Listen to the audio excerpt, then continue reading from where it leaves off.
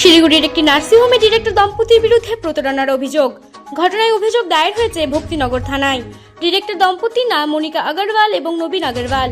বর্তমানে দুজনেই পলাতক।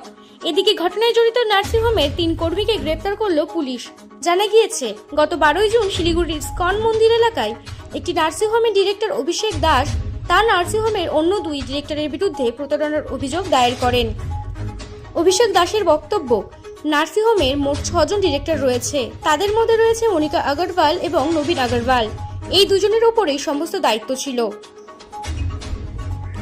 এই সুযোগ নিয়েই দম্পতি নার্সিংহোমে আসা রোগীদের বিলের গরমিল করে।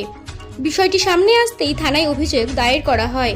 অভিযোগ পেয়েই বৃহস্পতিবার রাতে প্রতারণার ঘটনায় সামিল নার্সিংহোমের 3 কর্মী অলোক উপাধ্যায়, সুবীর পাল এবং অমিত শাহকে গ্রেপ্তার করে পুলিশ।